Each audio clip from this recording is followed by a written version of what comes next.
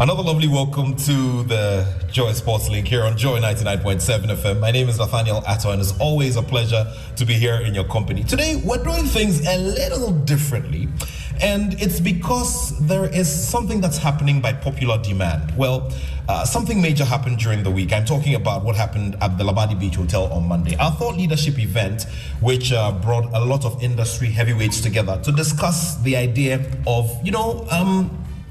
learning from the experience of the football market in Saudi Arabia and making sure that we pick valuable lessons and repurpose our approach to our football development here in our country, Ghana. Of course, do remember that our Premier League is in session, and our Women's Premier League has also been launched. So a lot of football activity going on. The Black Stars are in action in the coming week, looking forward to getting the winsome side that will get them to perform at the next Africa Cup of Nations. And talk about the Africa Cup of Nations, yes, the draw is there and ready and good to go. Mozambique, Egypt, the most achieved side at the Africa Cup of Nations, and of course Cape Verde. Cape Verde are a known foe. There's a lot to talk about when it comes to the Africa Cup of Nations, but we'll focus on that in our subsequent bulletins of our shows during the week. But you're here live on Joy 99.7 FM as we bring you this special edition which recaps all of the major moments and the major thoughts that were shared on the ground of the thought leadership event that we put together at Labadi Beach Hotel during the week. But do remember that a lot of money is being talked about lately. Charlie, do you have moolah? Do you have cash? Well, let me tell you about the eagerly anticipated Pick One game, which has arrived with a big bang. Now, choose your favorite number from 1 to 36 and stake and just get ready for the excitement as we unveil your lucky number. And prepare yourself to unleash even more moolah by staking from 1 Ghana cedi to 350 Ghana cedis and just win 26 times your stake on the amazing Pick One game by Game Park. Remember, 350 Ghana cedis, and it's 26 times that amount if you win. Just start doing the calculations. You can play by dialing *946# on all networks via our website as well, or just download Game Park, the Game Park app on www.gameparkgames.com, and you can also watch live draws on Adom TV at 9 a.m., midday, or 6 p.m. So today, you can definitely catch the 6 p.m. draw. Game Park, more moolah, more power. The game is regulated by the National Lottery Authority, and it's not for persons under the age of 18. Just remember to play responsibly. And you know something? Your favorite TV show, Step Up, is back, and it's all going to be electrifying this new season on the Joy Prime channel, and it's proudly brought to you by Syntex Tank. So let's step up with Syntex Tank. Just prepare yourself for that exhilarating journey as contestants battle it out every week by answering trivia questions and also getting a chance to pocket cash prizes ranging from 5,400 Ghana cedis all the way up to a staggering 6,000 Ghana cedis, along with a treasure trove of fantastic products from our esteemed sponsors. But that's not all. Now, this season, as a viewer, keep your eyes on that thrilling Syntex Tank question of the week and be the first to correctly answer, all of these questions. And, the prizes are graciously provided by our sponsors. And here's to the ultimate incentive as well. As a viewer who consistently and swiftly answers most of the questions correctly throughout the season, you will walk away with the magnificent 65-inch Samsung television. Step up with Syntex Tank, and this promises to be an unparalleled television experience, and it promises entertainment, excitement, and incredible rewards. So join us this and every Sunday at 7:30 p.m. as we embark on this unforgettable journey. It's proudly sponsored by Bell Ice, MTN Momo, Angel Cola, and powered by Syntex Tank. Joy Prime, the ultimate experience. And of course, my man and your man, George Quay, will be in the center of all of the action. So once again, you're welcome to the Joy Sports Link, and I'll take you back to those moments at the Labadi Beach Hotel as the team engaged our industry specialists and experts on ways on how to repurpose our approach to our football development here in the country.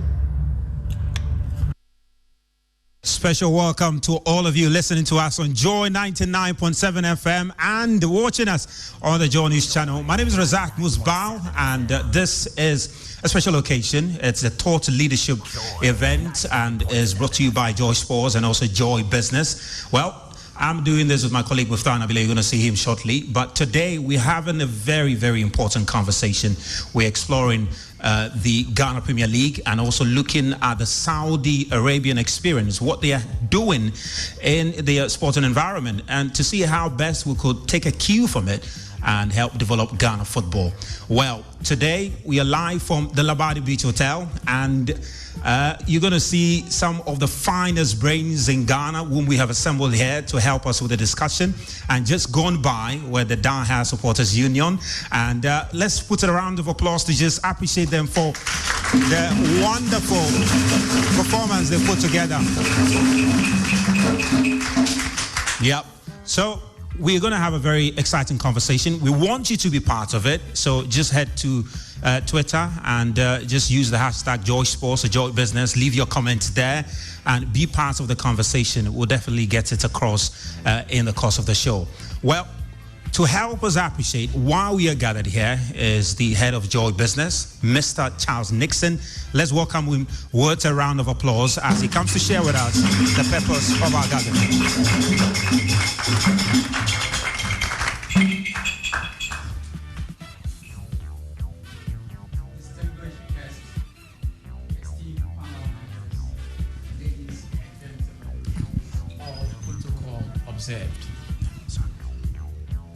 It's exciting seeing all these great players in the Ghanaian business and sports industries here today. Some of these individuals are direct investors, while others are contributing in various ways to enhance the game of football in Ghana.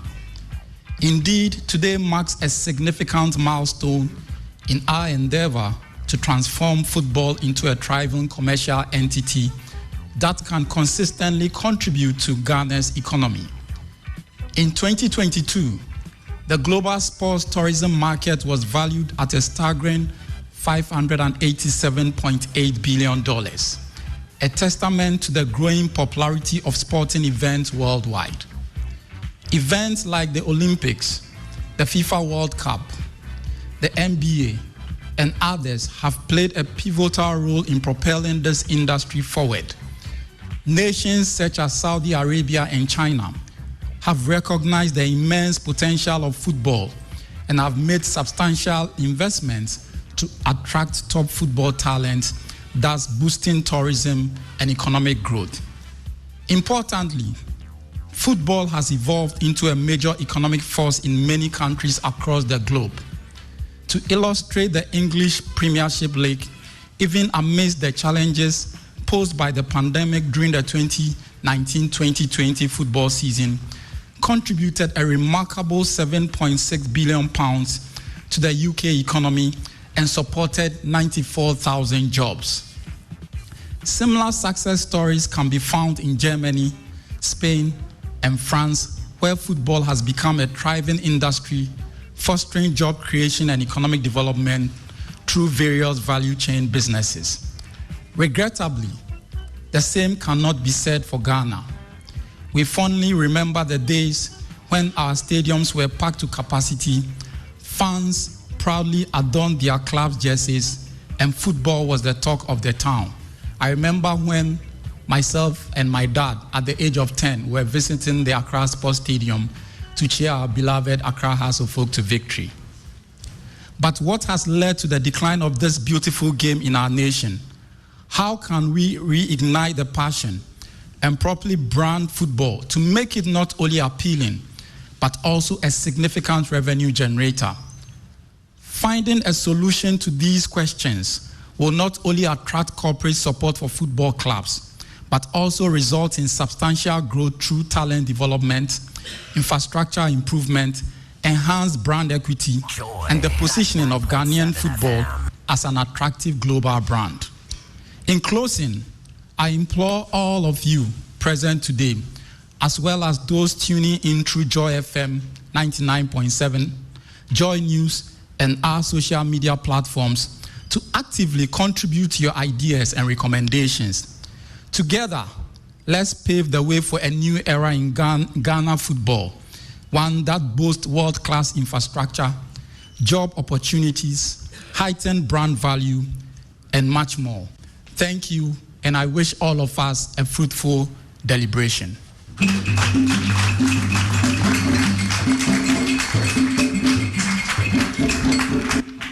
And that's Mr. Charles Nixon. He's the head of business at Joy News, Joy FM and Joy Prime. And very, very interesting conversation there. So today we are looking at repurposing our approach to football development, looking at the Saudi Arabian experience. Let me introduce my colleague who's going to help us in this, who's going to be helping me in today's discussion, Muftau Nabila Abdullahi. He's the host of Prime Take and also presenter on AM and Joy News Today. Let's appreciate Muftau as he joins me. Thank you, thank you, thank you, thank you, thank you, thank you, thank you. So Muftau, we have a very exciting discussion to have today. Exciting discussion. And just last week, when I was doing the AM show, I was, one of my stories was from the Teshi AstroTurf that recently you unveiled. And I heard him mention that football is a multi-billion-dollar industry. Yep. Why is Ghana not taking advantage of that? If it is a multi-billion-dollar industry, then there's something that we are not tapping. Have we positioned ourselves in a way that the corporate world will be willing to invest in the game and give talent the opportunities? He mentioned that he has constructed about 5 AstroTurfs and he wants to do more. Yeah. They've got about 7 footballers out there, and very soon we'll hear their names. Hopefully you mention the names here for us, isn't it? So with you up there, to have interesting conversation. Yeah. My media right is our boss, our editor, Gareth Smith. Give me a round of applause, Gareth Smith.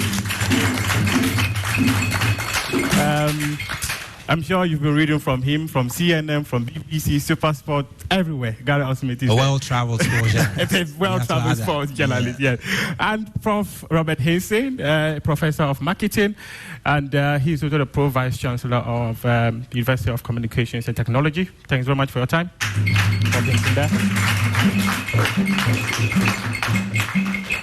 And in the middle is the executive chairman of McDan Group. As I mentioned earlier, he's already said it. Football is a multi-billion-dollar industry. He's been investing in football. And I remember in 2017, I had the privilege of meeting him in his house. He has a very large tennis court there. If you haven't been there, you need to go there and see it.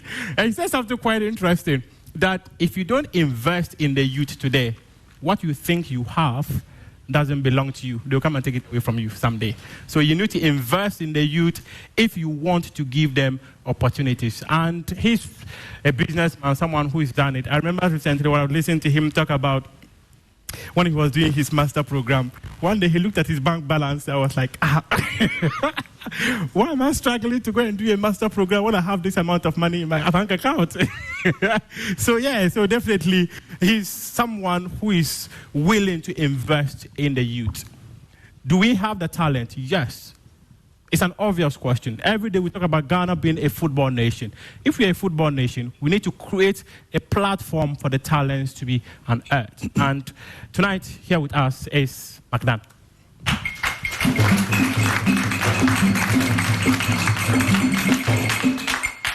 In 2010, Africa had the opportunity to host the FIFA World Cup. It was the first time ever. And many of us will recall Ghana made it to the quarterfinal. But there's the other part you don't want to remember. So I will not talk about that.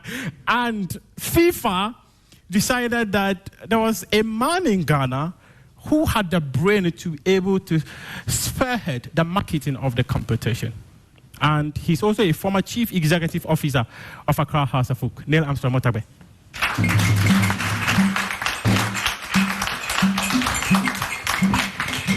Before we started, you heard his voice. So my colleague on the Joy Sports desk, and he's a host of Sports Now on Joy Prime, and also Joy News Prime on the Joy News channel. Have a good conversation. I think evidently we have pretty much the right people to engage in this conversation. Perfect. Perfect. We couldn't have assembled the best brains to be able to share with us. There are 1,001 people out there who also have got ideas of how we can develop football in this country. And as you mentioned earlier, this is a conversation that is open to everyone. They can share their thoughts with us using the hashtag #JoyThoughtLeadership so that we can read out to. If you have questions too, you can send them across, and then our panel will do the honors of answering those questions. Well, we're going to get the grounds running now, and we're going to start with... it's okay to call you my boss, No. He's got to ask me. I never like to be called the boss. So we're going to start with Gary Al-Smith. Gary, you have traveled around the world. You've seen the experience of England. You've seen the experience of Spain. You've seen the experience of Italy. And coming up now is the experience of Saudi Arabia. It's one that has gotten everybody talking. The Italians are talking about it. The English are talking about it. The Spanish are talking about it. Some are calling a bluff of what they are doing. But it does appear that they have a plan and they're executing it, to the awe of everybody. Help us appreciate exactly what is happening in Saudi Arabia as far as their football is concerned at the moment. It's a privilege to be here tonight, and I think this discussion is more than important for a few reasons. The man, because of whom everybody is talking, is only 37 years old. I need us to understand this. The visionary who has got all the major footballing powerhouses quaking in their boots and shaking is only 37 years old. He's the Crown Prince of Saudi Arabia, Mohammed bin Salman, MBS. Now, at 37, he is the de facto ruler of Saudi Arabia. Now, in his own words, he looked at the demographics of Saudi Arabia randomly one day on his phone, and it hit him that there was something not right about the demographics he was seeing vis-a-vis the plan that the government or the ruling class of Saudi Arabia were doing. What did he think they were doing wrong? Now, he says when he looked at the population, and there are 18 million people in Saudi Arabia, right? 18 million. This big, vast country, there are 18 million human beings there. He realized that 63% of those 18 million people are below the age of 30. I need to repeat that. 63% of those 18 million people are below the age of 30. What even hit him even harder was that of that 18 million, 50% are below the age of 25. Which means that 9 million or more of Saudi Arabia's population were 25 or below. This was in 2018. Now, he probably spoke to Dr. Daniel Macaulay, who had spoken to Muftau 1 year before, because Muftau says he met him in 2017, right? Yeah. And Doctor told him that if you don't build things for the youth, one day what you think is yours, they'll take it. So, MBS, as they called him, the Crown Prince decided that he cannot have 50% of the youth being under the age of 25 or 25 and below, and have the Saudi authorities doing, some other projects and not focusing on the youth. So he commissioned research agencies to look at what the youth wanted. Overwhelmingly, sports and entertainment came top. So in order for the youth not to grow up, take guns and take his money and the rest of the ruling class's money, he decided on that day, at that time, to bring the sports they wanted to Saudi Arabia. Because remember, Saudi have a lot of money, just like Libya used to do. They take care of education, they take care of, education is free to the university level. Saudi citizens, when they grow up, lots of us have been to Dubai, so we know this story. In those states, after you are done with school, you are given a plot of land, you are given a house to live in as well. But if you are having all these things and you have children and they are bored, you would find something to do. And that is why from 2018, they started pumping billions of dollars to bring sports to Saudi Arabia, because the youth needed to be kept busy, needed to be kept entertained, and most importantly, the youth had money to spend, and they needed to spend it in something. That is why, for those of you who are sports freaks, you might realize that wrestling, which all of us, it used to be on GTV, but now all the stations show it. These days, the biggest wrestling event of the year, which they call WrestleMania, now calls Saudi Arabia its home. That was the first big global franchise that they bought to test the waters. They spent $100 million on that to buy it over a 10-year period, so that every year, WrestleMania, they do what they call the Raw, the SmackDown, all those are like qualifiers, and then WrestleMania is like the World Cup. They do it. In fact, just to give you an idea of how serious Saudi is, when I started going to South Africa around 2010 or 2009, the wrestling, South Africa was similarly trying to attract that sort of investment, which included the World Cup. They brought WrestleMania to Johannesburg. Saudi went to the organizers of WrestleMania, that's WWE, and said, "Boss, what is South Africa giving you?" And then they just doubled it, tripled it, and then they brought it there.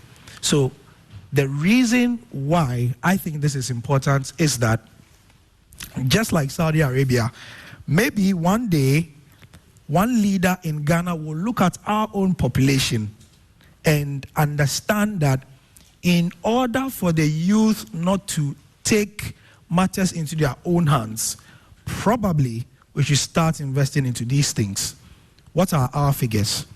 Of the 31 million people that we have in our population, according to the last census, 35% are between the ages of 0 to 14. 35%.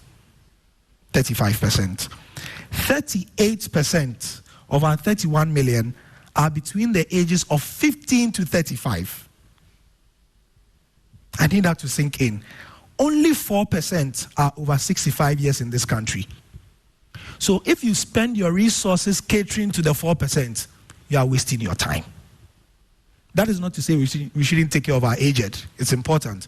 But it is a no-brainer that the bulk of our national cake should go into securing the future and the busyness, not the business, but the busyness of the youth. Because if this 0 to 14 and 15 to 35 don't have anything to do in the next 10 years, you know what they say about the devil and idle hands?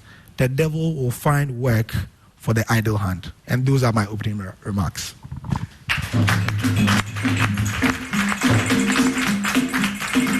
Very interesting opening remarks. Let me come to Prof now.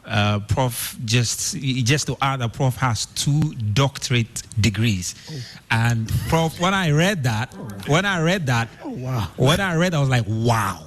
Oh. And hopefully when I grow up, I want to become like you. But Prof, let's get to it though. I mean, you've heard to some extent, the context that was provided by Gary Al-Smith. When you consider what is happening in Ghana, what will be your assessment as opening remarks? What will be your assessment of what we've done with sports in this country to help grow our economy? I think it would be, first of all, thank you for being here. Thank you, Gary. Good to see you, sir. More than what I think, I'll tell you what Tony Yeboah thinks. There's an article I saw where he said football in Ghana is dead. 7 June 2023, and he's saying that I don't know what's going on because I don't follow the football anymore. Everyone knows Ghana football is dead because they didn't listen to advice we gave them from the beginning. So I think they are currently facing the punishment. Then he said if you involve bribes and stuff like that in football, you will destroy the game.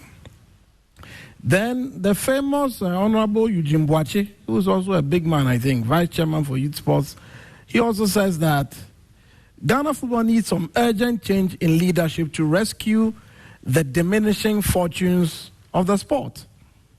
Then Neil Lante van der Boy, 7 July this year, said Ghana football is designed to fail because he believes the structure of football is breeding failure.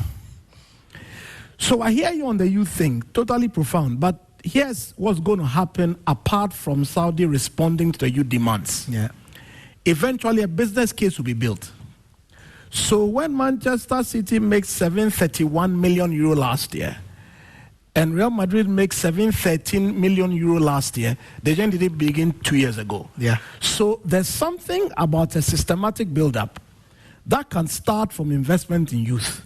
But as the sports ecosystem builds, you have certain spillover effects. Look, when Hearts won the Champions League early 2000, I was working in a famous agency in Adabraka called Originate with the famous Joel Nett and the late Daniel Chung.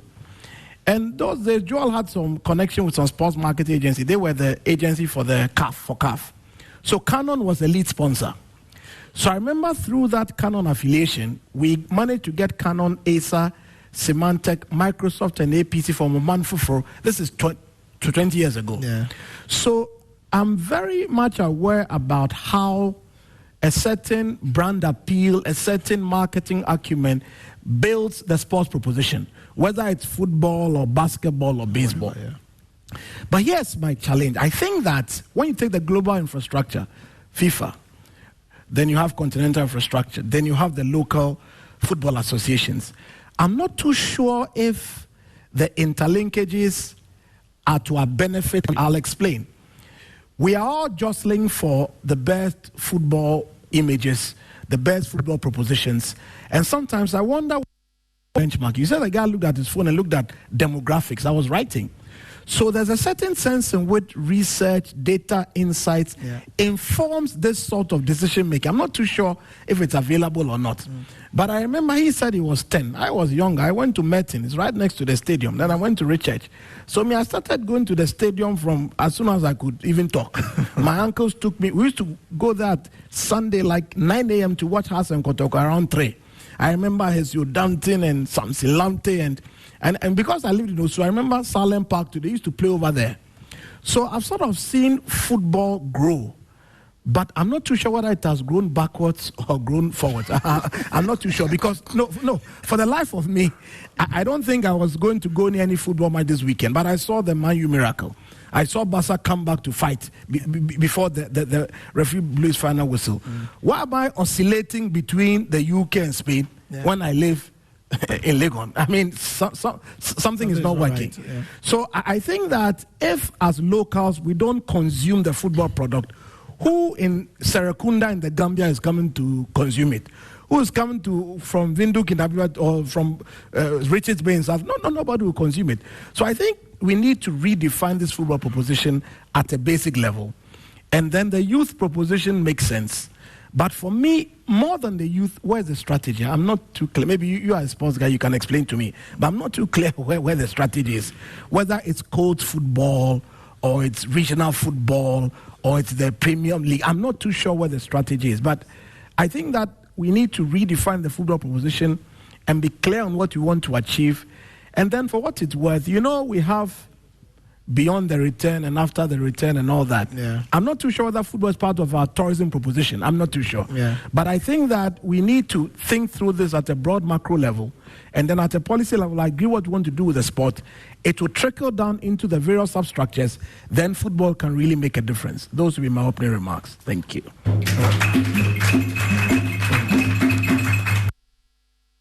Joy 99.7 FM.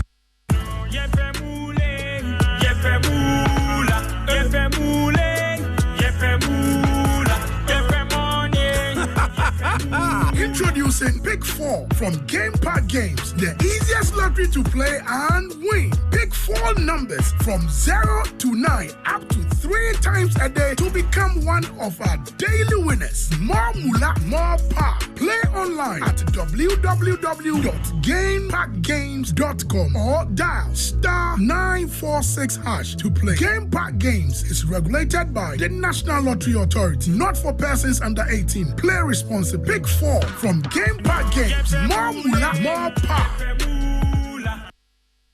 Joy 99.7 FM.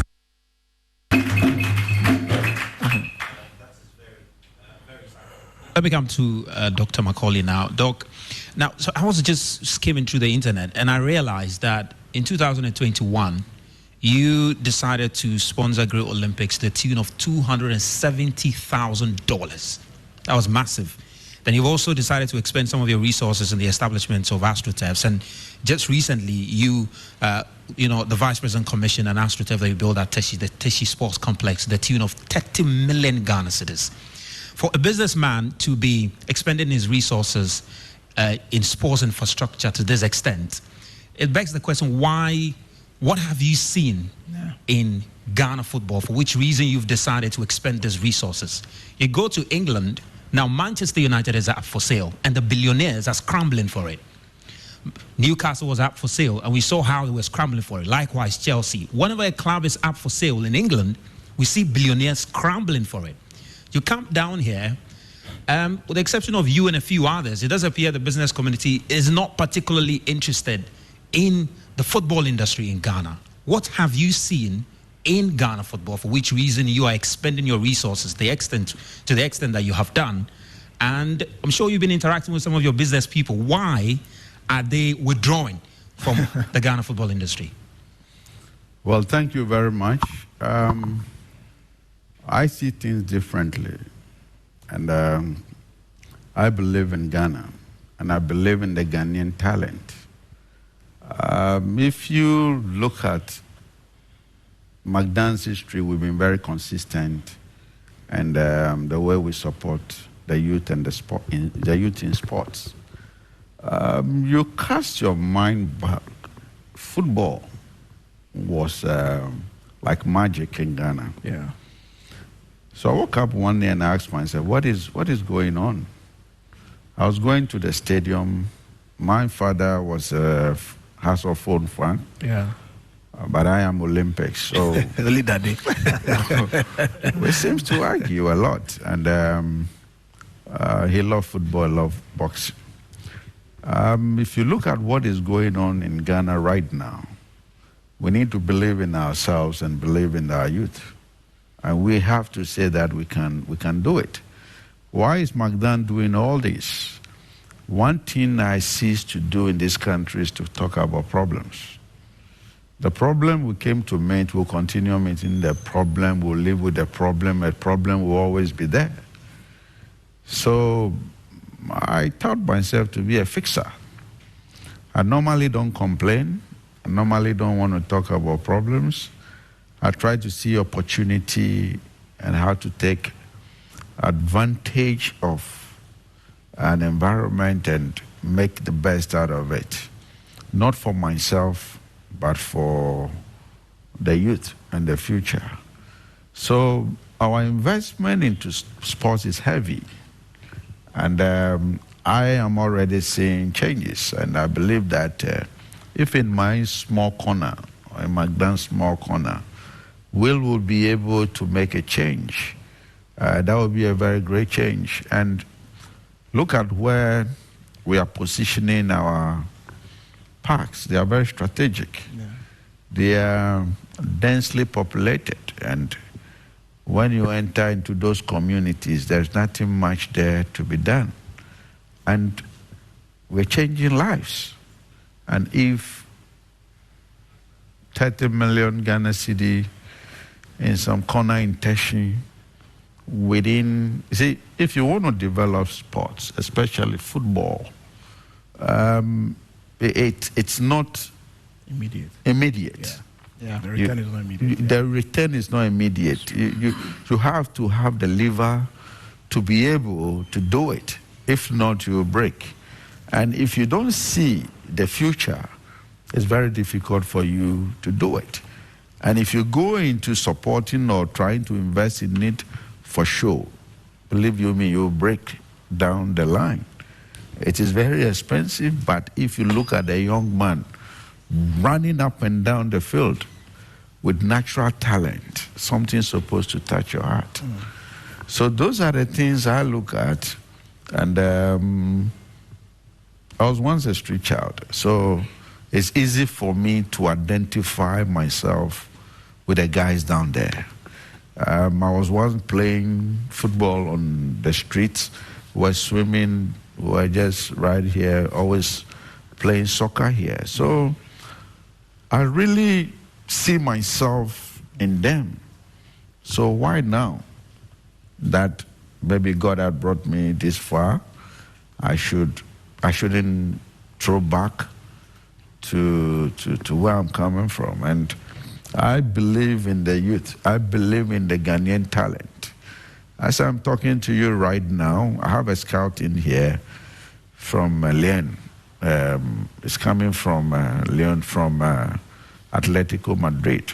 She's living on Saturday. She's picking 5 young kids from here. These are the investment I'm talking about.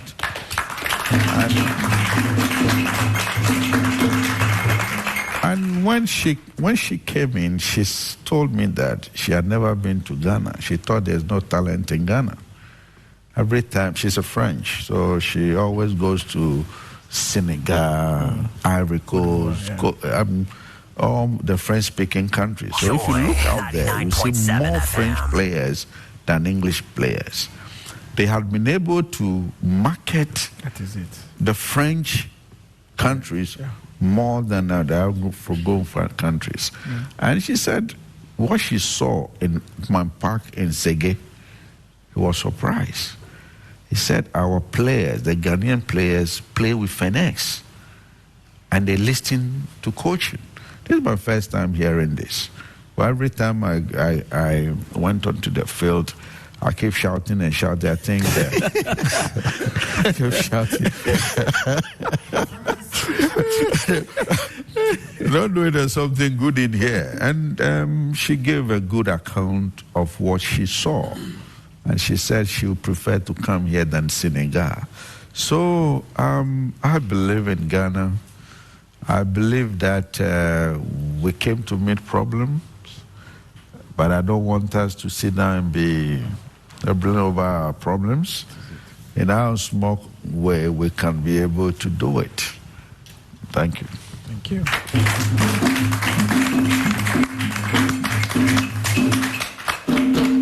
Very, very insightful. Very insightful there. Let me come to Neil Armstrong now. Neil, you have been a fan. In fact, you are the head of Heart of Oak fan group, the supporters group, once upon a time. He's the chapters. The chapters. Yeah, you were also the chief executive officer of Accra Heart of Oak.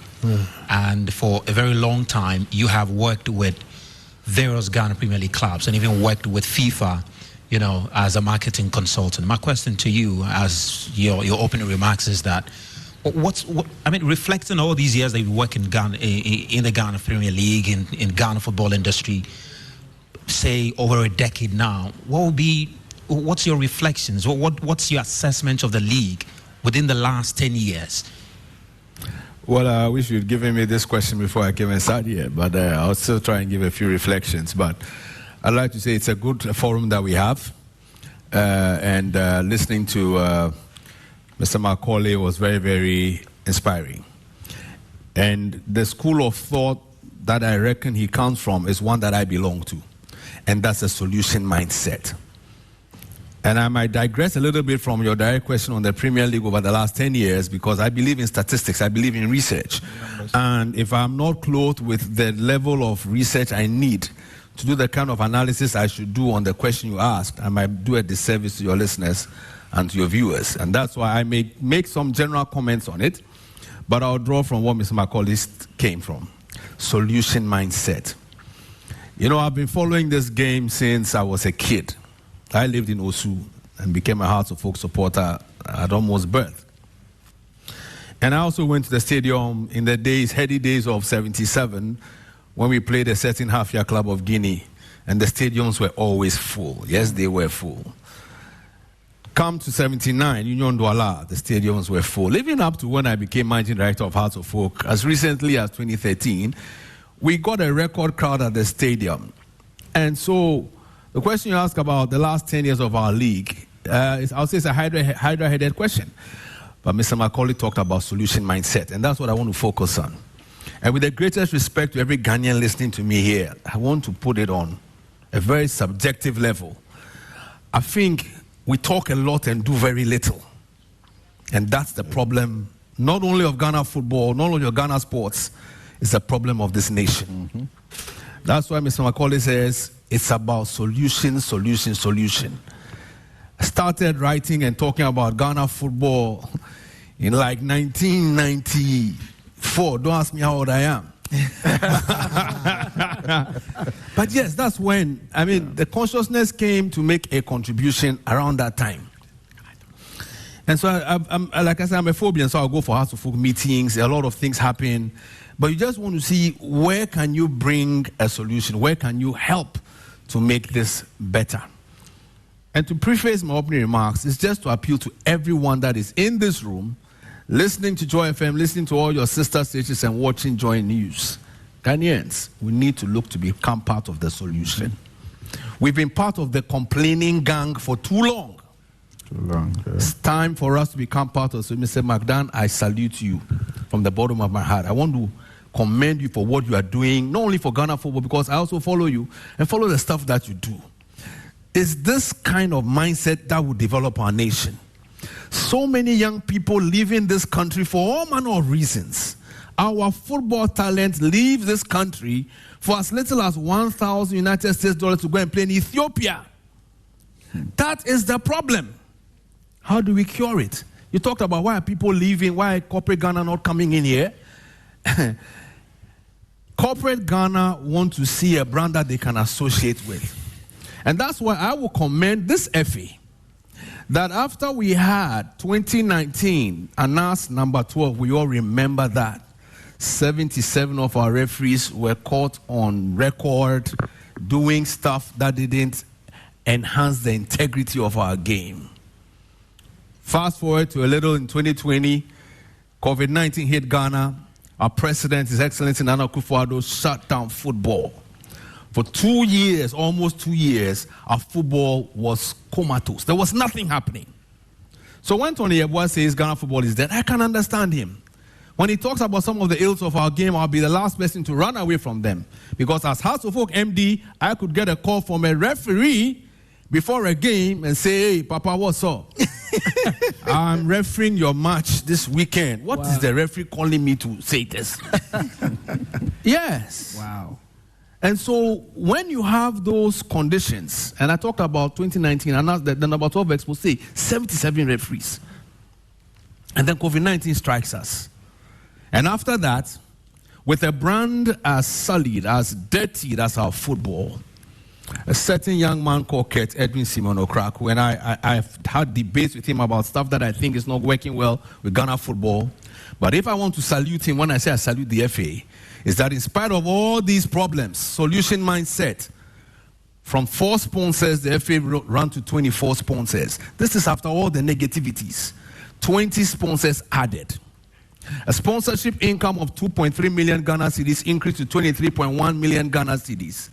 909%.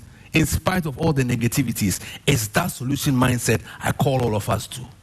It's easy to see the problem. It's easy to complain about it. So come to our league. 10 years ago, I was MD of House of Folk, 2013. Okay, they didn't last for too long.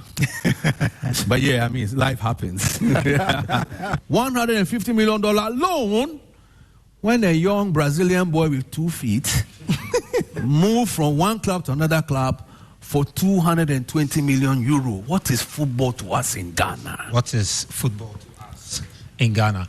I land on purpose.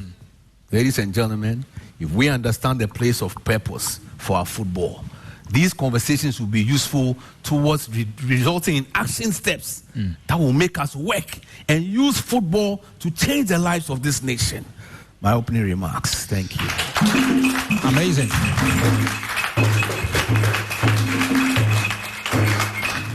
Fair to say we've given you a tip of the iceberg of what to expect. We have at least some 50 plus minutes more to delve into the conversation and also to hear from you, because you're going to be part of the conversation, those of you in the studio here, and also those of you listening to us on Joy 99.7 FM and watching us on the Joy News channel. You can also be part of the conversation. Just head to Twitter and send us your messages there. It's time for us to acknowledge some of our invited guests. Some people really important have made time to be here with us, and without I'm sure you have a list of some of our invited guests who made time to join us here. Yes, I do. Thanks very much, Musba. We have Dr. Kansin Penke. Is it Pente? Right. Lecturer, Jimpa Business School and Procurement Specialist. Thanks very much for your time.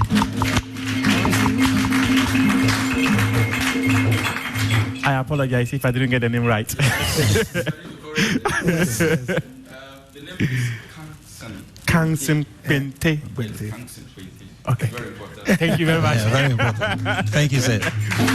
And Dr. Maxwell Ampong, Maxwell Investment. Thanks very much for your time. General Mojiri, Kotoko fan.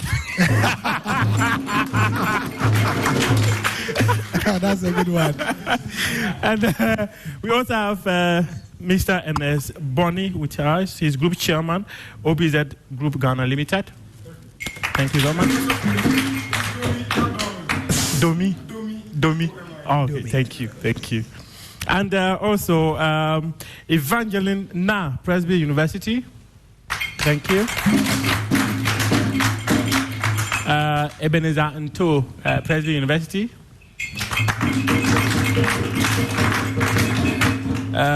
Madame Gloria Okwe, Presby University.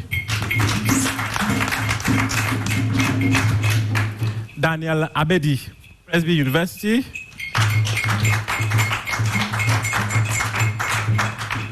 Papu Adote. Thank you very much for your time. Also from Presby University. Felix Papo Thompson. It's also here with us. Ni Keke Ansa. Thank you very much for your time. Imawani Amate Fio. Thank you very much. And Dr. Edwin Echampo. Thank you very much for that. And let me just say a quick one. A round of applause for them. Thank you very much. Thank you. Doctor was talking about being solution-minded. One thing he didn't mention, and I want to mention on his behalf, if I have your permission, is the fact that I have the privilege of covering 3 tennis tournaments he's brought to Ghana. Wow. Take over. Yeah, I mean, when you mentioned that Jerome is a Kotoko fan, I just wanted to mention, if he's not aware, that his team finally won a game today. Finally won a game today. Finally won a game today. Interesting. And oh, okay, he actually watched the game. So, nice. Let's come back to the conversation now. Let me come back to you, Gary, and being progressive about the conversation. As a journalist, though, you know, I'm thinking, some say because of the money, Cristiano Ronaldo found himself in Saudi Arabia.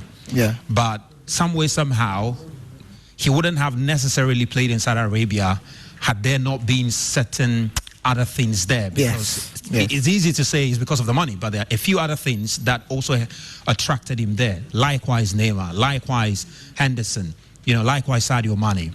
What is it from where you sit as a journalist that needs to be done within the Ghana football environment to make the game competitive, attractive, and also to dominate the content space within the media environment? Because the criticism we sometimes get. This is a very, very loaded question. Yeah, I mean, I'll unpack it very, very briefly. First, with a word that Mr. Armstrong Motabe has used repeatedly in his opening submission. It was a question of purpose for Saudi Arabia. And also they built on what they had already from there. So as I established in my preamble, there was a bit of data that said that the population of the country was young. They needed to be kept busy. They had money to spend, and so they needed to spend it on something. Right. Now, the other thing about Saudi, which we are using as our case study basically today, is that they can lay claim on being a football nation as well, first of all, just like Ghana. Saudi Arabia are a football nation at heart. So if you go to Asia, you cannot possibly mention the top 3 football nations in Asia and not mention Saudi Arabia. Indeed, the clubs that we have suddenly become all very aware of in the Asian region were the top boys, right? So Al Hilal, Ronaldo's Al Nassr, and others. So the smaller ones like Al Tai, which there's a Ghanaian there, Bernard Mensah, and others. But they have a big 6 clubs, just like we have a top 3, top 4 here, traditionally. Hearts, Kotoko, Ash Gold, historically, Olympics, pardon? Yeah, and maybe 2 or 3 others. Well, no, historically. So Saudi Arabia, and you see, because they had that, they decided to lean into their strengths. And I've always said that despite our challenges with our economy and all that, I've always remained fulfilled or optimistic of the view that sports can be that change, because even in my lifetime, I have seen it do a 180 for the country, even in our bad economic times. I have seen it in my lifetime. Right. 2008 Africa Cup of Nations. People forget that in the 6 years preceding that was Mali 2002, which was a disaster for the national team. Black Queens had qualified for the 99 World Cup, but following that, not much had happened in the women's football space.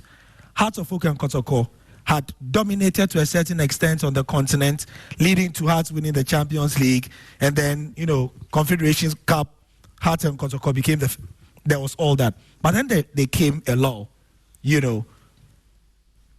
Through the 2008 AFCON, we used that as a touch paper to set off the very thing that Saudi is doing. So it's not like we have not done it before.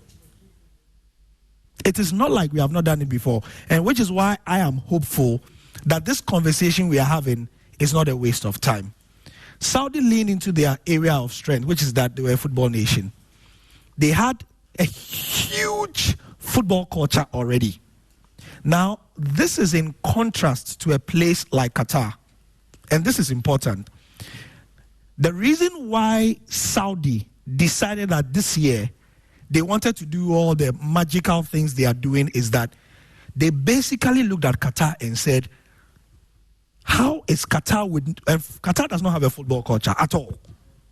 At all. So how has Qatar, with no football culture, been able to lobby its way to organize the biggest football competition in the world? And we, who have more than 50 years of football culture, Qatari clubs, Saudi clubs, have histories where 3 generations have supported the teams. Like Neil has talked about, Prof. Hinson says his father took him to House of Oak games. Prof. Hinson, likely, if Ghana football a certain way, would have been taking his child. They have had that repeatedly. But because, they have not had the economic problems that we have had, and they've had a plan, they've had it back to back to back. So today, you will find people in Saudi, 2-3 generations, going to the stadium, grandfather, father, and son. So they lean into that and say, as for the football culture we have, what don't we have? And then they started itemizing the things.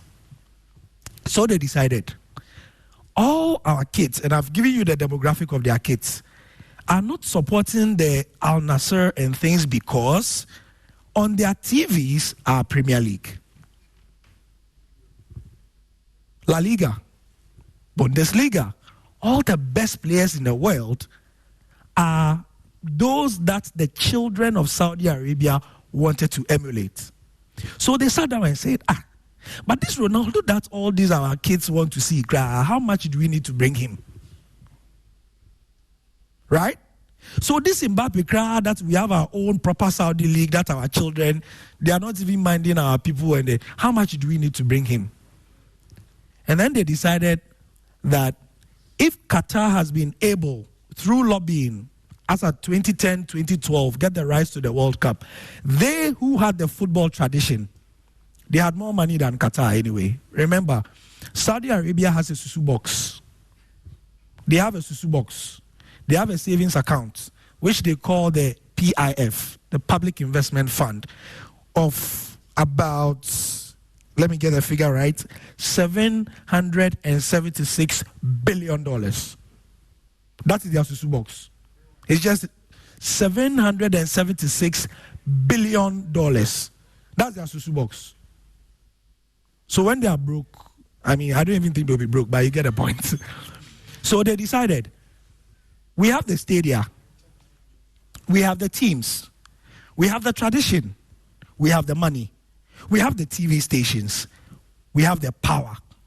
All we need now is to get the players to come here so that our children who think that, and because Saudis have money, they could afford to take planes and go to England every week and go. So they said, you know what, let's bring these guys here so that our children will watch them in our own stadia.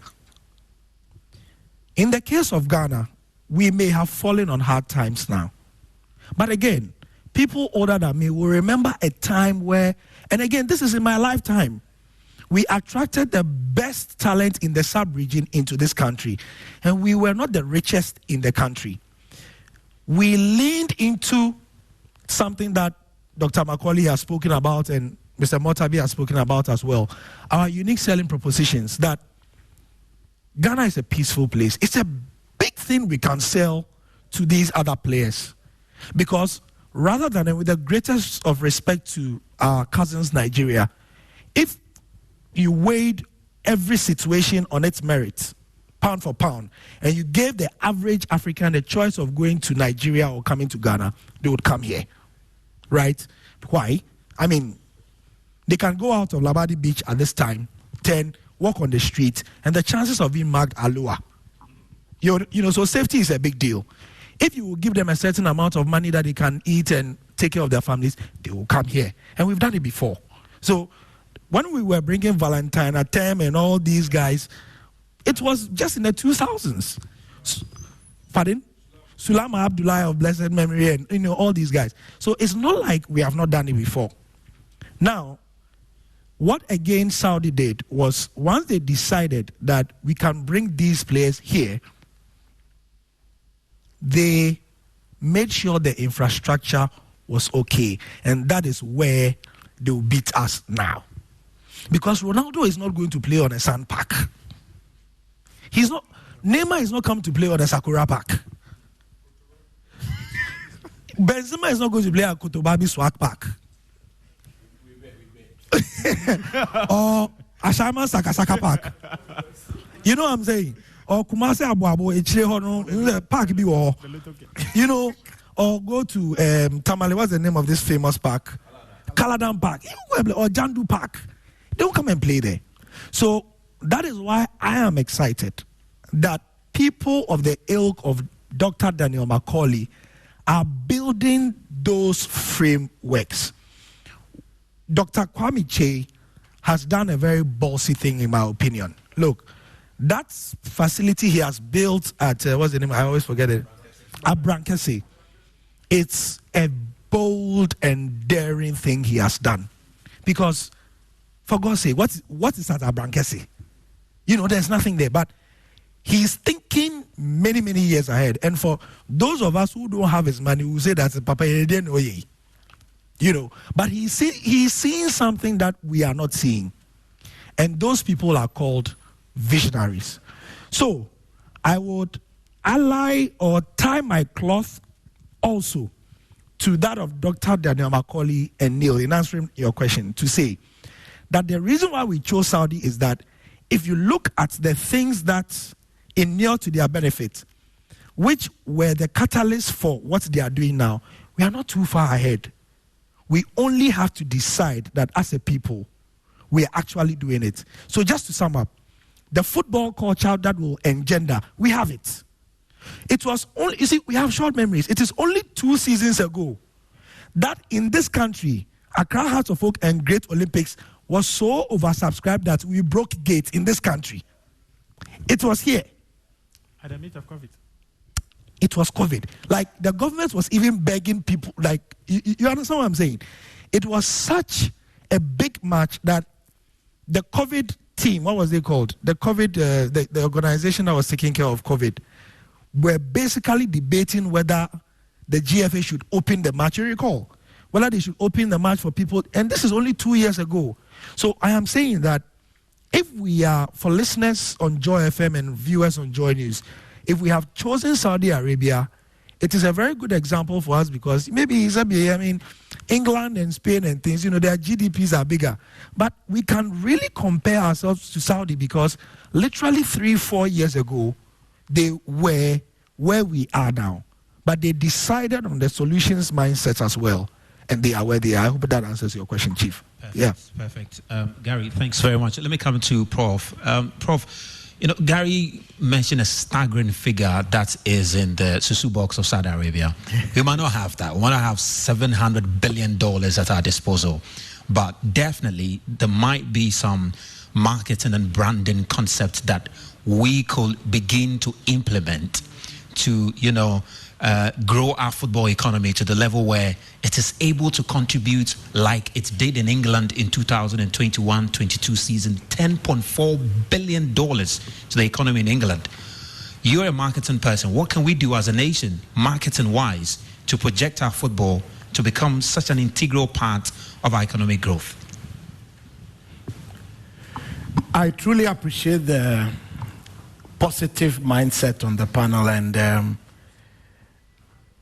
I want to go back to Neil's issue about purpose. Like, what do we want? Because fundamentally, marketing success is predicated on defining what you want.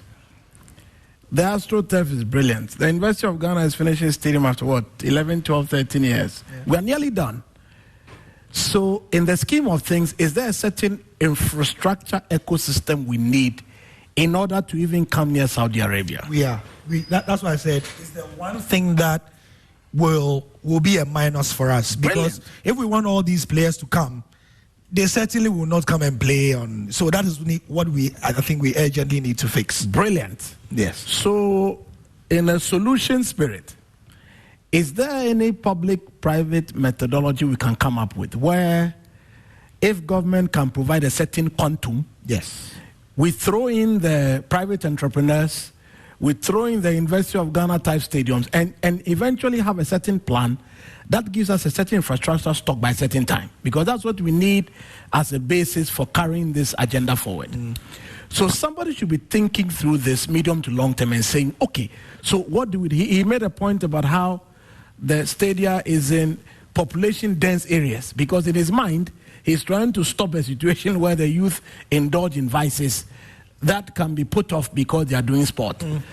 He said he read Biochem, and I thank God for his life, my senior prefect. But for me, I always go back to the strategy and insight. See, marketing is not just believing God and, just shooting. Marketing is scientific. Yeah. So to the extent that we have a sense of the youth dynamics, like you spoke to it, what we want to do with the youth in terms of empowering them and building a certain type of youth, the infrastructure platform we need, and even the marketing thinking within the various players in the space. 20 years ago, I was with Joe, we're doing House of Folk Jersey.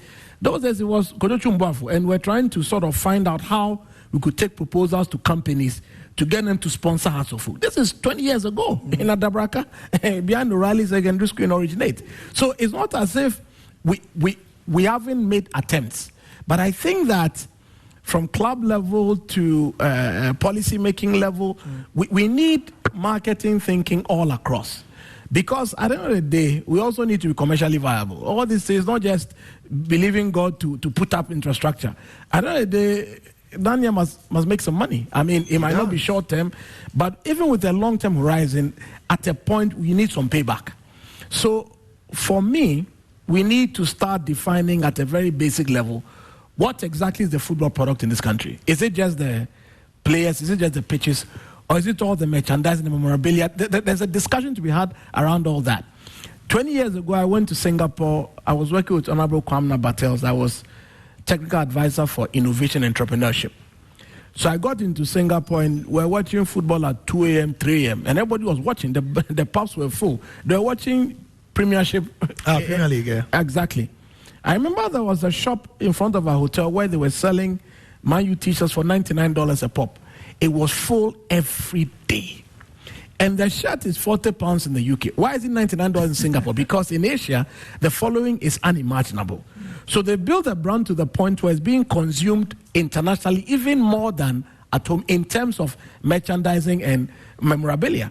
So I think marketing at a local level, club level, marketing to build the brand on the continent, marketing to build the brand globally is something we should think about. From the Ghana Tourism Authority to the Export Promotion Authority to the Investment Promotion Center to Free Zones, all the agencies in Ghana are responsible for marketing Ghana abroad. Maybe sports should be part of the Ghana mix we send out at a very conscious level. So that it's not just we are hoping. It should be part of it. Because what I've also realized is that unlike South Africa, that's for instance Brand South Africa, we don't have a concerted singular nation brand proposition. Okay. So GIPC has its own thing, GP has, and I'm not saying it's good or bad, please, I'm here to, I like peace, so I just here to sort of, I don't have a commentary on whether it's good. I'm just saying that. You're just stating the fact. I'm just stating the fact. And I'm saying that to the extent that we don't have one brand Ghana office, let's try and include sports or football into the GIPC proposition, into the export promotion proposition, into free zones, into Ministry of Foreign Affairs, into Ministry of Trade. Anytime we get the chance to engage, let's look for investments and build solid business cases for getting the investments to take the football agenda forward. I think that kind of thinking would grow the brand locally and then make us internationally relevant as well. Just to go ahead. So to throw the true pass to me. Absolutely. To use it.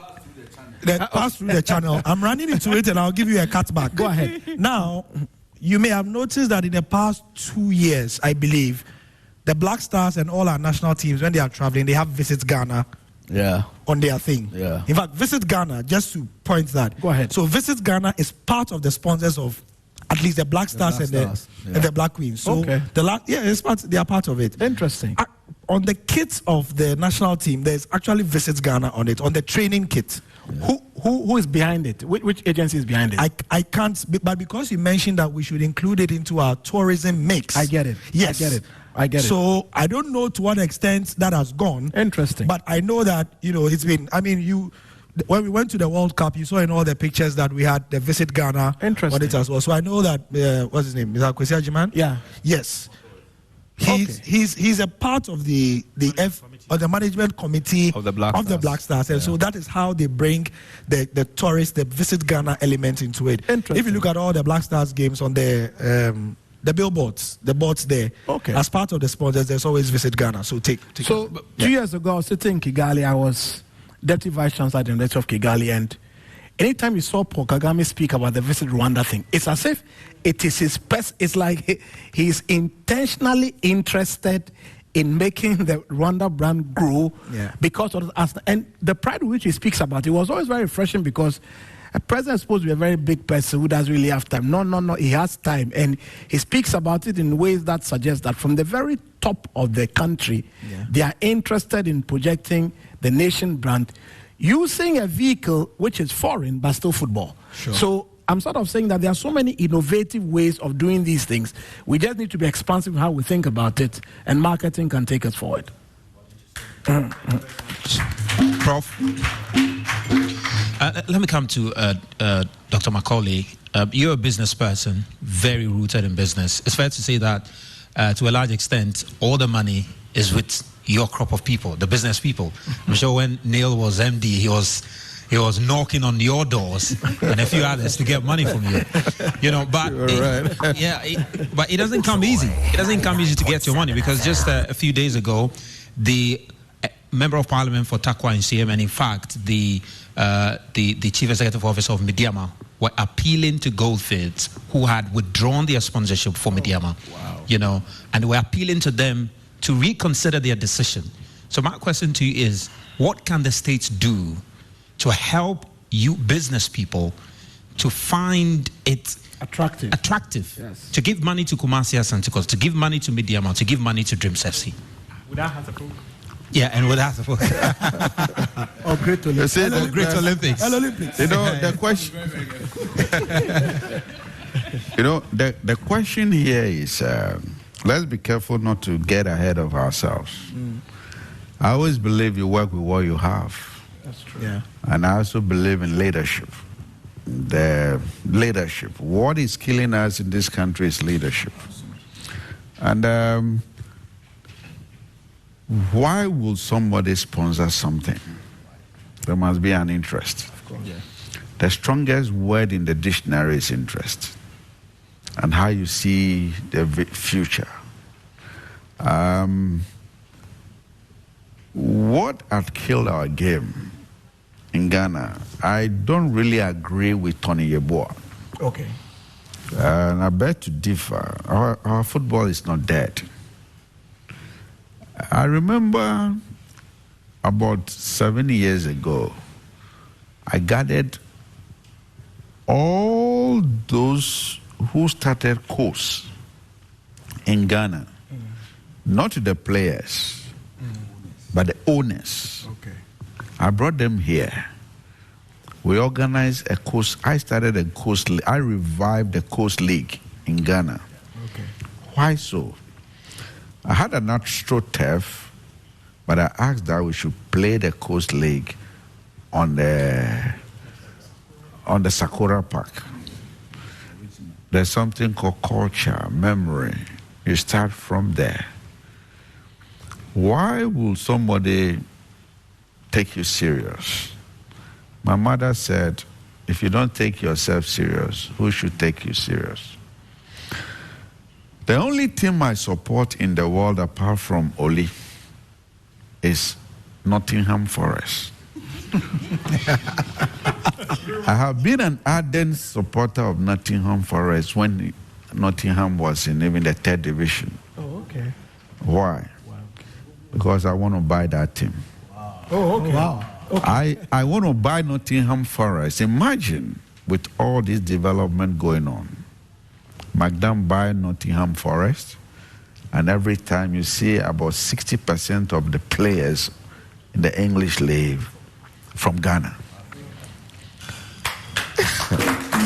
Just, it sounds strange, but just think about it. Not for myself, but you're advertising Ghana. Yeah. It's a sales point. And that is where talent. So just imagine Nottingham Forest win EPL with 60% of the team, of the players from Ghana. If you looked at the Saudi Arabia model, they are ahead of us in terms of finance. So they can choose to bring the people home.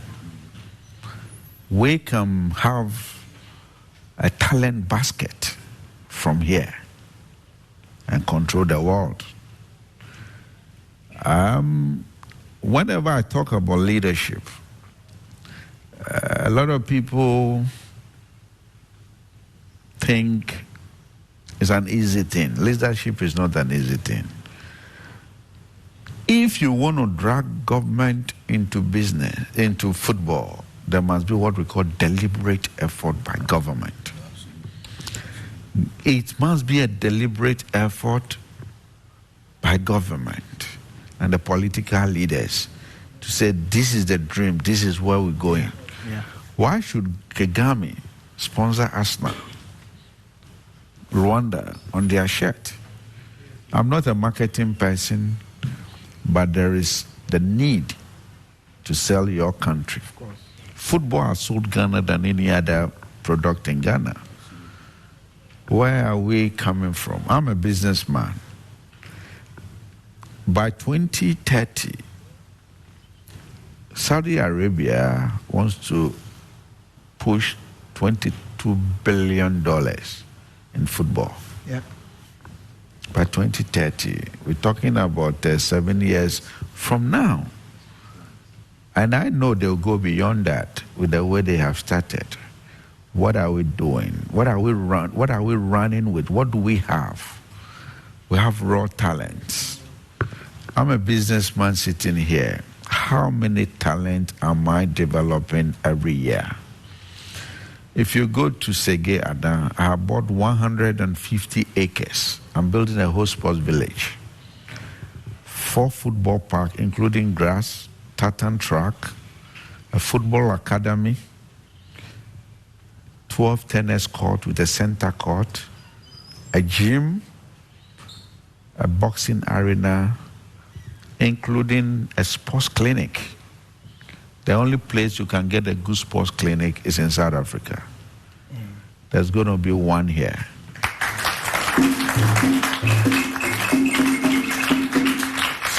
So, you all know before McDonald's will say he's doing something, he's done already.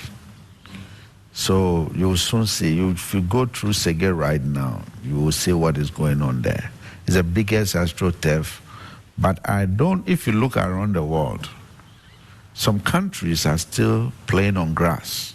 Mm-hmm. So I'm building grass courts over there right now as we speak. So how do we develop the game? How do we create the talent? Well, I started with charity.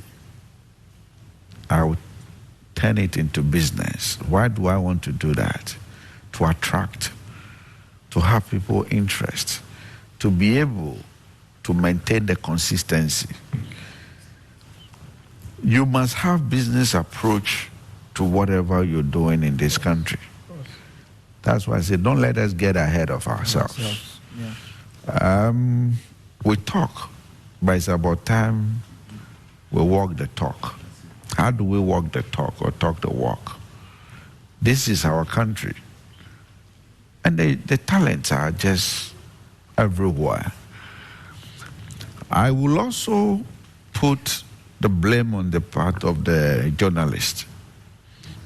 It's about time you slow down a bit on the English league, the German league, you watch what is going, or you look at what is going on. You talk 1 hour about English league and talk 5 minutes about Ghanaian league. Make it an effort to promote the game. It's not going to come easy. Don't think people are not listening. People love the English game. No. The way you can pick one player in Oli, one player in Kotoko, one player in Adriana, and just hype them up. Before you see, the stadium are getting full. Have a strategy as journalists. So I'll throw this also to the marketing people. I think you are thinking too big. Come home. Come home and let's take it one day at a time. What do we do? How do we fix the media space? You know, if you, just take an ordinary player. We started the league. Oli had not considered any goal. But nobody is talking about it.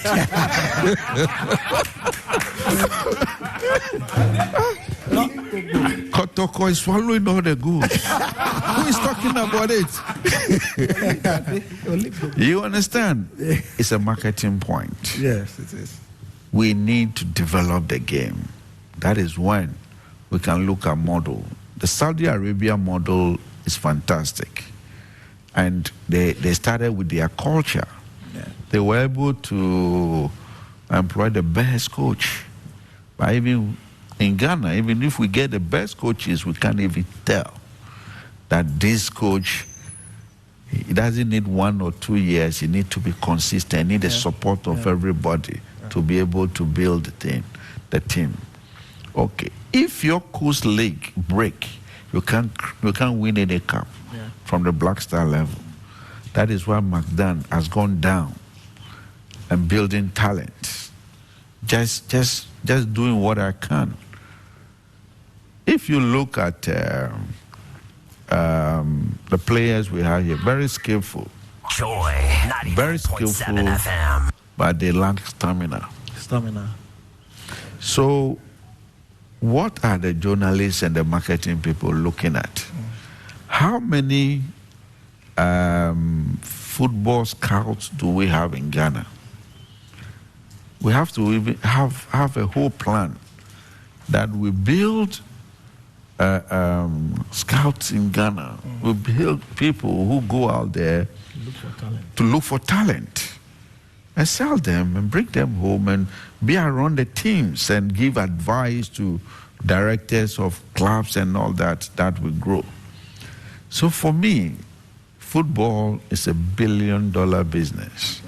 And we need to take football very seriously because we have it. What we have, we don't know we have it.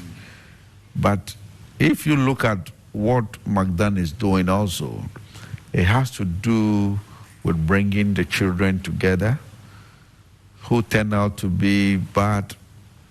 Later on, give them something to do. I'm going to build Olympic champions from Adan. So I'm building a tartan track. The tartan track alone is costing me $2.2 million. So why am I doing it? Yeah. Just ask a young man from Labade here to jump every day from the age of 12. Just jump. I'll pay you, I'll give you money. Just keep jumping. If you jump 10 meters today, tomorrow jump 10.1, 10.2. Within 4 years, he will win Olympic medal for you. So why don't we see these simple things?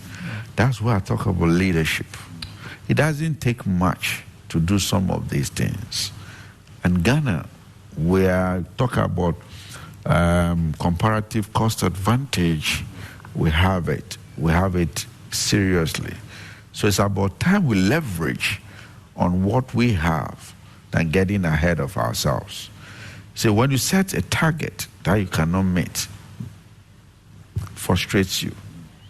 So let's set achievable targets, realistic targets that this country will be able to. In your small corner as a journalist, where you are sitting, I mean, before you go to the studio, just say to yourself that I'm going to talk about Ghana. And stations are picking it. I see what you do. Tone down the betting a bit and talk about the talent. So the leadership you speak about is at different levels. It's at different levels. Different levels. No. I mean, at different levels of leadership. That's fair. So for me, where I'm sitting as an investor, at the same time, philanthropist, I want to see a change. I want to see a very big change in this country. And I know that I'll live to see that big change. Thank you.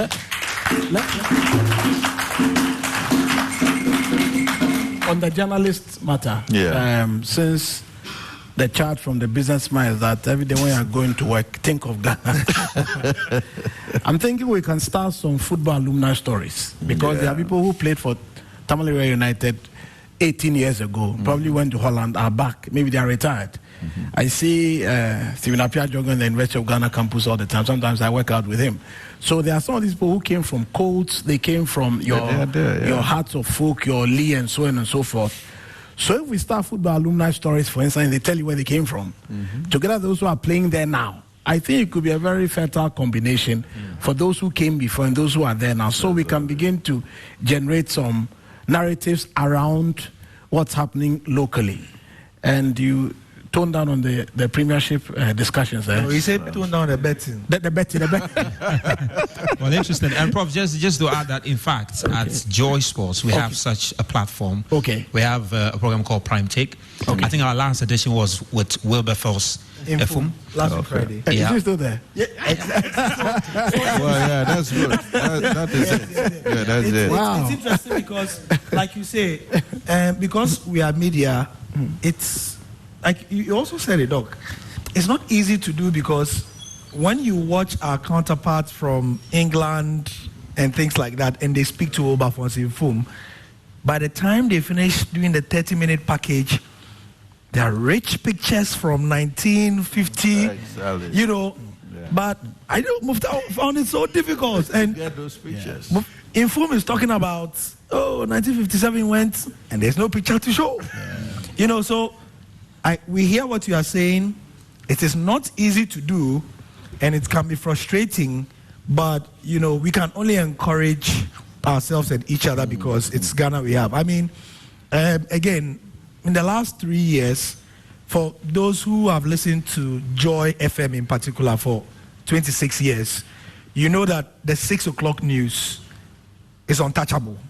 Newsnight, right? Mm-hmm. We believed in the Ghana Premier League, and this coincided with the return of, you know, after Anas, where there were workshops and people said, you guys should do better. And we took it to management and said, management, you see, the people say we are only talking about problems, so we should be part of the solution. So Ghana Premier League is coming. Mr. Kesokreku says, bring back the love. Media, we are starting afresh. So what did we do? FM. We canceled the 6 p.m. news. And this coincided with when the Ghana Premier League was doing the nighttime matches. When Legon Cities was playing at 6 p.m. and bringing Shatawale and those ones. You know, that season was really hot because there was a lot of hope and people thought it was new. So we started doing games at 6 p.m. Why did we stop? We stopped because after a few weeks of doing it, and it was great, you know, Ghana people love their house, and only if you plug into it and you give it to them, they will take it. Oh, yeah. They will take it, yeah. We were doing it for about 3 months, I believe. Then one day we told our Joy News team that, this Wednesday, we won't do the news night. So leave the time for us. 6 o'clock. We'll do commentary from the stadium. We were getting our technical team to get the staff to the stadium. Then somebody on our team said, the GFA has issued a statement that the game has been cancelled. Oh, wow. So it happened once. Then if you recall, COVID, Heart of Oak had a big game against Aduana Stars. It was one of the title decider matches in Doma. We believed in it and it was exciting. So it was helping us as well because our audience who loved the 6 p.m. news felt that the Ghana Premier League commentary was compelling enough that they understood that we were taking the news off because the games were nice. So there was Heart of Oak versus Aduana in Doma. We were heading to Doma and we got a statement from the GFA that remember this, that Heart of Oak, 6 players also had COVID, and so the game had been cancelled. Wow. But that's okay. You know, that's the point I want to make is it's not easy, and so because, you know, I mean, it's a business as well. You can't be cancelling programs and things like that, and so we took the executive decision that until the GFA and, you know, or the other stakeholders were able to assure us of consistency, we were not, because what it meant was that once we had taken the news off, we now had to play music, you know, which was not the best. So it's not easy, and in furthering the solutions mindset, you know, we have to decide that sometimes it won't work, but we have to keep on. So that's just the point I wanted to make. Well, interesting. Neil, let me just come to you briefly so we can pick some comment from the floor, and Muftau, just be on standby for us to do that. Neil, and that's a very important point from the angle of the regulatory body, the Ghana Football Association, and even from the clubs, because to be very frank with you, it is difficult to even speak to a player in a Ghana Premier League club before a game. So difficult. Even when you go to cover their training, you even ask permission that I want to just cover your training just so you can get B-rolls for your discussion. They will stop you. You know, that's sometimes the difficulty that the media gets. So, I mean, from having worked as a managing director of a Ghana Premier League club, what will be your message to the Ghana Football Association, to the clubs, to help the work of the media? Because whether we like it or not, the media is going to play a critical role in repurposing our approach to the development of football in the country? Well, I mean, my advice would be direct.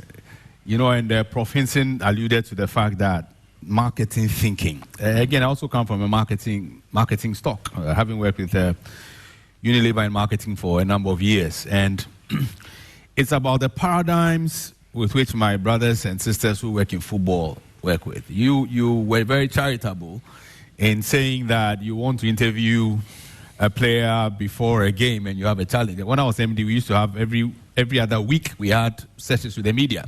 Make a player available, make the head coach available. The PRO is there. Occasionally I'll sit there as MD. And it was a way of getting us, the club, closer to our fans through the media. Why did I say we're being charitable? We've been in this country, and my brothers and sisters in football may say, Neil, you like repeating this example, but it's worthwhile to say it because whilst Mr. Macaulay spoke about the media pushing the agenda, it's also the case that, if not all, quite a number of my brothers and sisters in football also create the challenge that I just described. A broadcast team is put together to go and telecast live a game in a venue. I'll not mention any venue before I get political problems. But a venue in Ghana. They get there, the game is advertised as the 6 p.m. or the 3 p.m. game, and that TV crew are told you cannot televise this game because the home team have said you will not telecast the game. And I just give that as one example. I could give several of them. Yeah. So we talked about advice. The advice I give to my, let's say, self and my brothers and sisters in football is, if it is that we are saying that our media, our colleagues in the media must project us, then we need to configure ourselves and have a mindset that is open for us to be leveraged. Because without that mindset, a lot of what we are saying here will not be practically done. Yeah. The access to the players is through the clubs, not even through the FA. The FA, on paper, may say the clubs should do A, B, C, D. But this club prevented the TV crew. Actually, they put a trailer or something across the road, a truck. And the TV crew couldn't cross to go and telecast the game. Yeah. Yes, that's serious. Yeah. For whatever reason. I won't go into the reason. So, advice. My brothers and sisters in football, we need to be open. And need to understand that when the spotlight is on us, it actually inures to our benefit. So may I ask you, what are the journalists doing about it? About when that happened? When that happened? I think I don't quite recall that anything even happened after that. No. Honestly, I don't think so. I would have thought at the time. I recall then that. Did SWAG take it up? That was 2017. What the Ghana Football Association decided was that if a club decides that the broadcast rights holder will not broadcast their match, they will lose 3 points. Yes, they will sanction them. Yes. So that's the sanction. I asked you that question because we need to be very serious with the game. Yeah. We cannot be talking about it. There must be sanctions. Yes. Yeah. Yes. There must be serious disciplinary sanctions. So you see, some of these things, you journalists should be hammering on it. Sure. You can hold the Ghana Football Association at ransom. You can strike because of such a thing. You have to take it very, very seriously. This is not something you should joke with. Yeah. No, it's serious. This is how powerful you can be. Yeah. Joy 99.7 FM. Yeah. Go ahead. I think such behaviors need to be properly documented and reported. Yeah. But fast forward, given the fact that some of these incidences has the tendency to recur, maybe we need to leverage technology in telecasting or having those feeds going forward. I was just suggesting to him that you could actually be far away and using drone technology and televise to actually pick your games.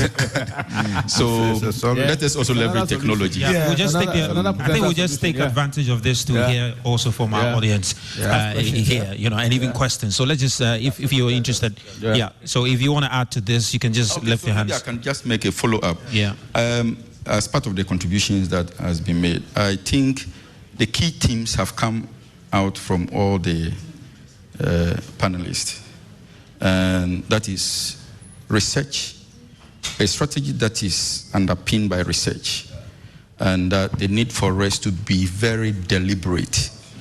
The idea of deliberateness is something that I can associate with Dr. Macaulay, because we've known each other for a very long time. So as Dr. Macaulay referenced the steps he's taken, to the extent that it will have a very consistent and a sustainable implications on the country, he has a blueprint he's working with. I can tell you that he has a blueprint, he has a strategy, and he has a checklist, and he's following through and ticking the box. On the back of the strategy, he has a structure. There must be a structure to work with. And so it is important that we have a strategy in place. And if you take the Saudi case, the research informed a particular strategy blueprint. And there is a very deliberate structure, a permanent structure that is ensuring execution. And so therefore, they will realize the benefit. So I think, like I said, all of you have actually synchronized or synthesized all the things that I've been thinking about. And I just hope that we have a structure in place that is documenting some of these initiatives that we are suggesting in the manner that maybe in the next couple of months we can have a blueprint and have a further stakeholder engagement with all the key actors and begin to look at how we could go to the ground and start the implementation. That's just a few input I would like to make. Again, to be fair, just in the spirit of the solutions mindset, I mean, it's important to, so that we are not looking at the glass as only half empty, right? We can look at it as being half full as well. The GFA have tried, especially this administration, to varying degrees of success and failure, to start some of these things. So they started what they call the Bring Back the Love campaign. They will be among the first to tell you that it started very well, but due to some very Ghanaian factors, it's went down and they've been struggling with it. However, what they've had success with has been what they call the Catch Them Young policy. So in the spirit of having a level playing field, because one of the things that really annoys or really destroys football is officiating, right? So they started, and I'm told that it was a previous policy that they took, but they have taken it to the next level where children as young as 8 years, 9 years in communities. So the structures are being built. Are being built. That's what I'm trying to say. Now, in the very typical Ghanaian fashion, we want to see instant results tomorrow. And maybe the results of things like the Catch Them Young policy will be seen, because the kids are 8 years, 9 years. We have all heard that some of the best referees in Ghana right now are 15 years old. And they have consistent, and Jerome, we've heard about some 15 and 14-year-olds who have been traveling around the country and refereeing games at a standard that their seniors cannot even believe. So, these things take time. And if we can allow some of these things to happen, but then again, that's what I wanted to say. A few more comments. Jerome has some comment or questions, if you have any. Yeah, both. Yeah. I like the way Gary started the conversation. In fact, this is the first time I'm hearing how the Saudis started this whole thing. And I'm wondering, I look at the panel here, fantastic panel. But you know where power lies in this country? It's with the politicians. Who would think like the Saudis, the bin Hamad, the way he did? Who would do that here? Go into research, pick vital information, and say that on the basis of what research is teaching us, this is where we are taking sports. This is where we are taking football. I think that is missing. And then to Prof, you started with some bit of negatives. I was waiting to see where, or the point you wanted to make with that. I think it didn't come. I just wanted to understand, because it's crucial when you have a former sports minister, not just a former sports minister, but someone who has been a sports commentator perhaps all his life, saying the kind of things he said. Tony Yeboah, one time goal king in the Bundesliga, saying the kind of things he said. And even the MP, who has political power, he sits on a committee of parliament on sports, saying the kind of things he said. I wanted to see where you were going with that. I think that too didn't come. And then the last one, you said interlinkages between FIFA, CAF, and the local. FA. I don't know, but something truncated and you didn't finish those points. Okay. So if you can just round up that. Thank you so much. I appreciate your time. Okay. So on the first one regarding the negative vibes, the point I was making was that the governing body, GFA, has a huge mountain to climb in terms of people who don't seem to think there's anything good going to come out of this country. Yeah. But that said, like the examples we heard, Abedi Pele and Asamajan can still get you through airports, trust me. I mean, you can be in Brazil somewhere, and just because it's like, you're Abedi Pele's country. And I've heard these things like from several different people in different countries. So football is like a ticket to global access, if you like. And like Mr. Macaulay said, it's probably marketed Ghana better than anything we've ever had. So I'm saying that there are people who could be naysayers, but with the right strategy articulation and the right planning, this thing will work. I mean, it will work so well, we'll be shocked ourselves. Nice one. That's the first one. The second thing is about the interrelationships between the various levels. Please, maybe Neil can help, but when you have FIFA, you have CAF, you have GFA, Wafu, is it alive or dead? It's very alive. Wafu is alive. It's working. I'll just check it. I'm sorry. I'm sorry. Yes, I'll just check it. Sorry. So you have FIFA, you have CAF, you have Wafu, you have GFA. If I've learned anything at all in life, politics matters. Yes. And sometimes if you don't understand the political nuances of how all these things interrelate, you can't get the best for your local association. Yeah. So all I'm saying is that we need to sort of understand the way the wind is blowing and sort of, because look, in life, everybody is jockeying for resources. Yes. So if you don't have a clear sense of what to do to get the best for yourself, you will not do too well. So I'm just sort of sounding a note